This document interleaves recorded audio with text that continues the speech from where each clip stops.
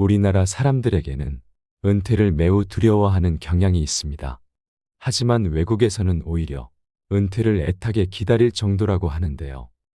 연금 제도가 잘 발달되어 있는 데다 오랜 기간 노후 자금을 충분하게 마련해 놓기 때문에 은퇴는 곧 생계를 위한 근로에서 자유로워지는 즐거운 생활의 시작을 의미한다고 합니다.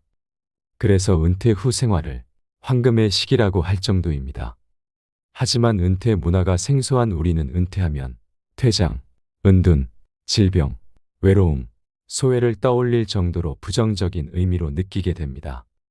현재 은퇴를 고민하고 있는 우리나라의 중년층들은 부모를 부양한 마지막 세대이면서 자식에게 부양을 기대하기 어려운 첫 번째 세대가 되었습니다. 오랜 세월 동안 부모 부양, 자식 교육, 내 집 마련을 위해 노력해왔지만 조기 퇴직과 같은 고용 불안에 시달리고 있는 것이죠. 당연하게 노후 생활비와 의료비를 제대로 마련하지 못하고 있으며 30년이 넘는 은퇴 생활을 보람있게 영위하는 방법마저도 잘 모르고 있는 것이 현실입니다.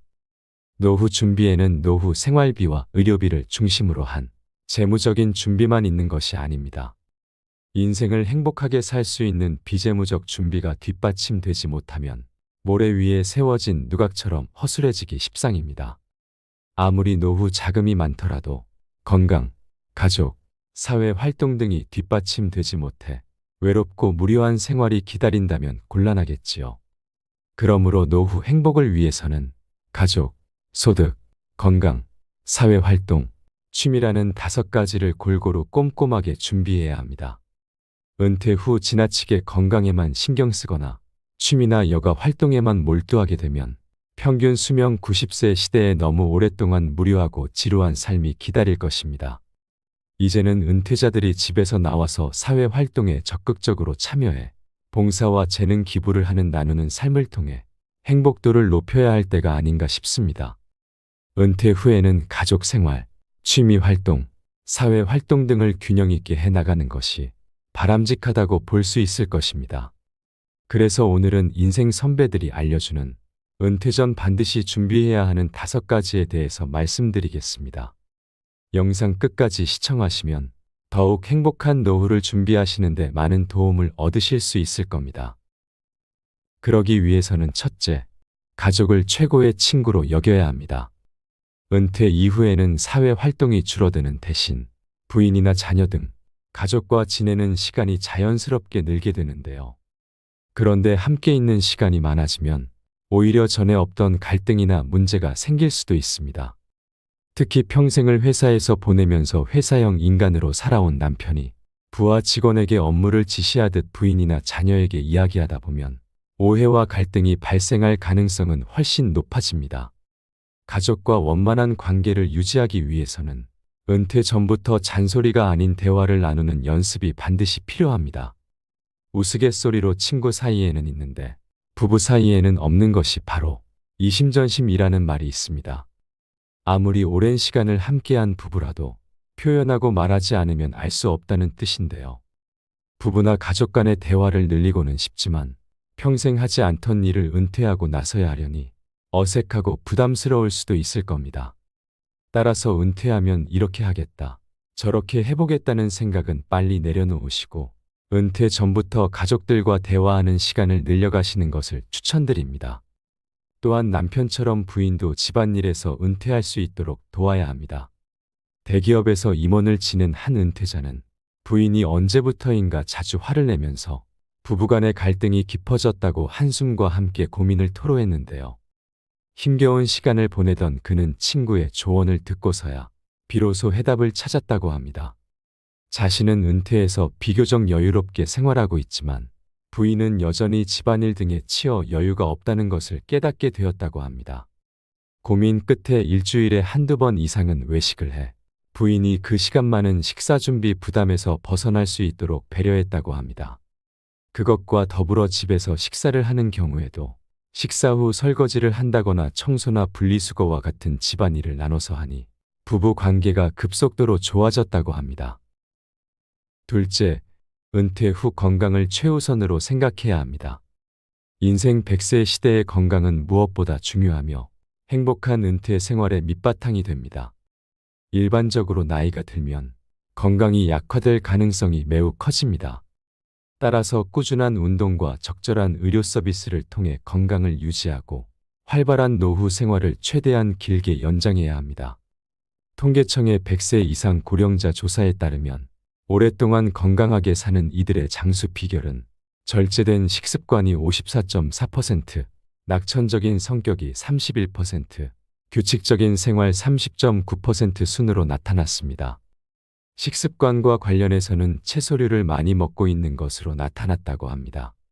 이들의 67.5%가 채소류를 좋아하고 있으며 47.2%는 육류를, 32.8%는 어패류를 선호하는 것으로 밝혀졌다고 하는데요. 우리가 알고 있는 일반적인 상식과 다르지 않게 금주와 금연은 장수에 도움이 되는 듯 합니다. 고령자의 69.8%가 평생 금주를 했으며 71.1%는 평생 금연을 한 것으로 나타났습니다. 셋째, 은퇴 후에도 활발한 사회 활동을 해주셔야 합니다. 즐거운 사회 활동은 은퇴 생활을 행복하게 하는 중요한 열쇠가 됩니다. 은퇴 이후의 일은 단순히 경제적인 도움이 될 뿐만 아니라 삶의 보람과 역할에 대한 만족감을 준다는 점에서 매우 중요하다고 할 수 있습니다. 또한 이를 통해 사회적 관계를 유지해 나갈 수도 있습니다. 그것과 더불어 어떤 일을 하느냐도 매우 중요한데요. 그저 밥 먹고 빈둥댈 수 없다는 이유만으로 아무 일이나 한다면 은퇴 이후의 삶이 무의미해질 수 있습니다. 미국의 은퇴 전문가인 젤린스키는 은퇴자가 추구해야 할 재미있는 일은 지위, 권력, 수입, 승진의 기회처럼 출세 가치들을 걱정할 필요가 없는 직업이어야 한다고 말했는데요. 그는 가장 재미있고 좋은 직업은 보수 없이도 행복하게 할 수 있는 일, 곧 노는 것 같은 일이라고도 말했습니다. 어찌 되었든 결국 선진국의 은퇴 전문가들이 말하는 앙코르 커리어는 단순히 돈을 벌기 위해 일하는 아파트 경비원이나 실버 택배 업무 등과는 다른 개념입니다. 은퇴 후 추구해야 할 일은 해야 할 일이 아니라 즐거운 일이어야 한다는 것을 말합니다. 넷째, 취미나 여가 활동을 즐겨야 합니다. 자신에게 맞는 취미와 여가 활동은 노후를 더욱 풍요롭게 만듭니다. 노후에는 의무적인 일에서 벗어나면서 자연스럽게 여가 시간이 크게 늘어나게 됩니다. 풍부하게 주어진 여가 시간을 어떻게 보내느냐 하는 큰 과제가 기다리고 있습니다. 이 시간의 대부분을 텔레비전 리모컨만 누르면서 허비한다면 은퇴 생활은 지루하고 허무한 시간이 될 수밖에 없습니다. 적절한 여가 활동은 건강을 증진시켜주며 삶의 질을 높이고 생활의 만족감을 증대시켜줍니다. 여가 활동은 은퇴 생활의 모든 면에 걸쳐 영향을 미치게 됩니다. 우선 여가 시간에 이루어지는 여러 가지 신체적 활동은 은퇴자의 건강을 지키는 데 크게 기여합니다. 운동과 같은 신체적 여가 활동은 은퇴 이후의 삶을 건강하게 만들어주기 때문에 하루 중 원하는 시간대를 정하셔서 짧은 시간이라도 바깥 공기도 쐬시고 몸을 움직여 주셔야 노후에도 활력 있고 건강한 생활을 유지할 수 있습니다. 또한 자원봉사와 같은 여가 활동은 자신이 타인에게 필요한 존재라는 확신을 갖게 해줍니다. 적지 않은 은퇴자들이 컴퓨터나 제과 제빵, 요리와 같은 자기 개발이 가능한 여가 활동을 통해 자신의 취미를 개발하고 기술을 습득하기도 합니다. 여가 시간을 활용해 각종 교육 프로그램에 참가하다 보면 결국 취업으로 연결되어 경제적 소득원이 되는 사례도 많습니다. 여가를 잘 활용하면 은퇴 이후 닥쳐올 고독감이나 고립감을 해소하고 남은 삶을 의미 있게 재설계할 수 있습니다. 따라서 은퇴자들은 신체적 여가 활동, 자아 실현적 여가 활동, 사회 참여 및 자원봉사, 능력 개발 등을 통해 노후 생활에 필요한 심신의 건강을 유지하고 재미있고 보람 있는 활동, 그리고 사회적인 접촉을 통해 생산적이며 통합적인 은퇴 생활을 만들어갈 수 있습니다. 다섯 번째는 부와 소득을 충분히 만들어 두어야 합니다. 은퇴 이후의 삶을 온전히 즐기기 위해서는 미리 적절한 생활 자금을 만들어 두어야 하는데요. 이때 생활 자금에서는 부동산이나 거액의 목돈보다는 매월 얼마씩이라도 일정하게 받을 수 있는 현금 흐름이 유용합니다. 부동산이나 거액의 목돈은 바로 현금화하기 불편할 뿐 아니라 관리하는 데 어려움도 있기 때문인데요.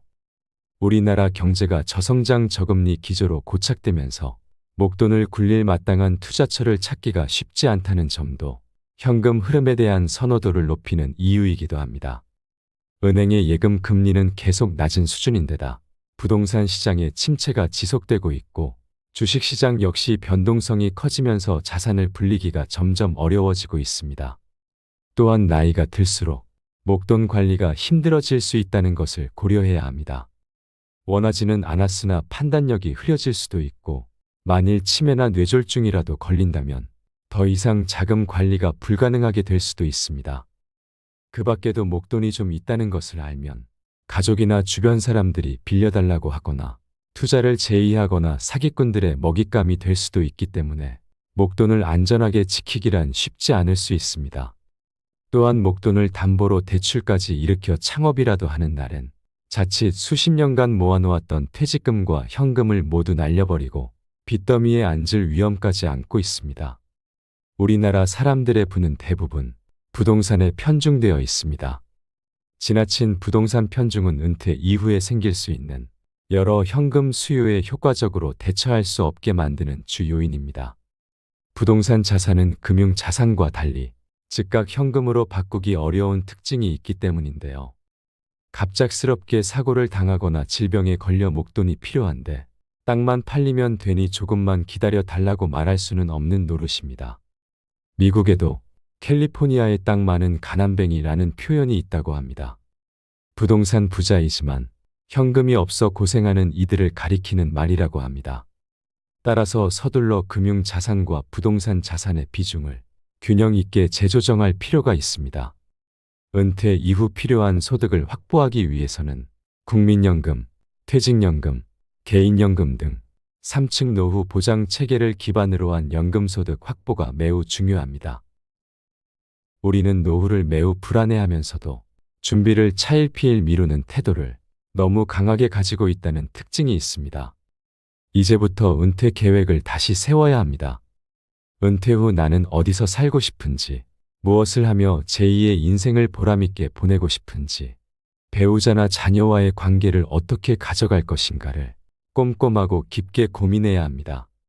그렇게 되면 과감하게 포기할 것은 무엇인지, 선택할 사항들은 무엇이 있는지에 대해서 명확하게 아시게 될 것입니다. 우리의 노후 준비가 허술한 것은 자금 문제와 인생 설계가 뒤엉켜 있기 때문이므로 현명한 판단으로 이를 잘 풀어내야 합니다.